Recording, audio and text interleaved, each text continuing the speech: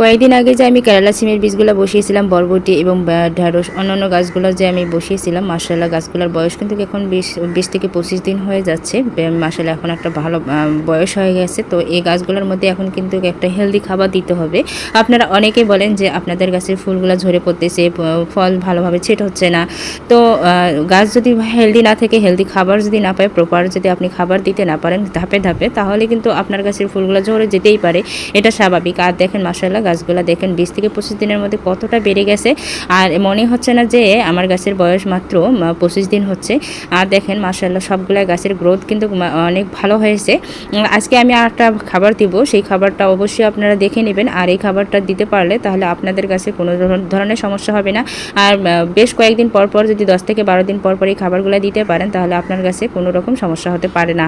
10 থেকে 12 দিনের মধ্যে কি খাবার দিয়েছিলাম সেটা আপনাদের সাথে শেয়ার করছিলাম। আর এখন কিন্তু আজকে আমি ফার্স্ট একটা হেলদি খাবার দিচ্ছি, তো সেটাই আপনাদের সাথে শেয়ার করতেছি। আশা করি আপনাদের ভালো লাগবে। আর যদি ভালো লাগে অবশ্যই শেয়ার করে দিবেন এবং লাইক কমেন্ট করবেন। তো এখানে দেখতে পাচ্ছেন আমি লিকুইড কিছু খাবার দেবো, তার জন্য কিছু পানি আমি রেডি করে নিয়েছি আমার 3 বালতির মধ্যে। আর এখানে হচ্ছে এই যেগুলো তুললাম এখন, এটা হচ্ছে বিভিন্ন সবজি পচা সার পানি। তো দেখেন এখানে সব ধরনের সবজি আমি খোসা দিয়ে রেখেছি, এবং বাগান থেকে যেগুলো হচ্ছে লতাপাতা যা থাকে সব কিছু আমি এখানে ভিজিয়ে রেখে দেই। তো এটা মাশাআল্লাহ আমার অনেক দিনকের ভেজানো যুক্ত পানি। তো 3 বালতির মধ্যে 1 মগ করে আমি দিয়ে দিলাম। আর এখানে হচ্ছে ছাই এবং শুকনো গোবর আমি ভিজিয়ে রেখে দিয়েছিলাম। তো এখান থেকে 1 মগ পরিমাণ করে আমি নিয়ে নেব 3 বালতির জন্য।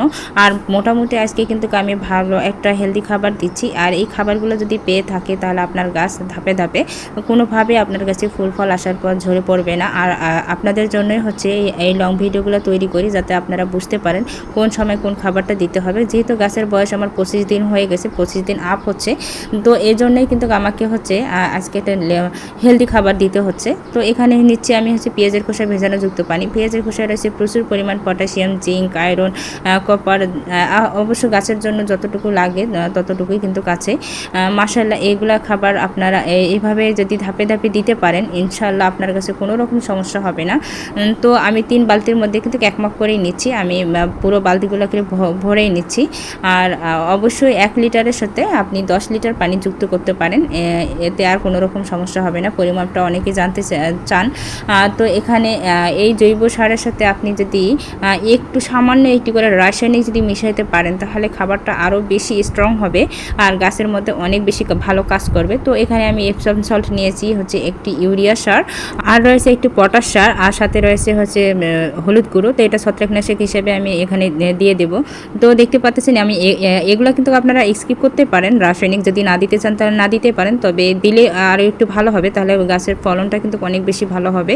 আর আপনারা শুধুমাত্র যদি জৈব দিয়ে যে আপনি যদি ফলাতে চান, তাহলে তত পরিমাণে কিন্তু আপনারা ফলাতে পারবেন না। সামান্য একটু করে যদি আপনারা হচ্ছে রাসায়নিক দেন, তাহলে কিন্তু অনেক বেশি ভালো ফলন দেয়। তো এখানে আমি হচ্ছে বেশি দিলাম না, অল্প একটু করে দিচ্ছি। আপনারা দেখেন সামান্য একটু করে দিচ্ছি, মানে 2 চামচ করে আমি কিন্তু দিচ্ছি।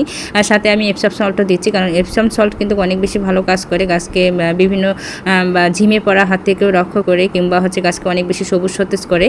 এছাড়া গাছের ফুল ফল আনাতে অনেক বেশি সাহায্য করে, ঝরে পড়া হাত থেকেও কিন্তু অনেক বেশি সাহায্য করে।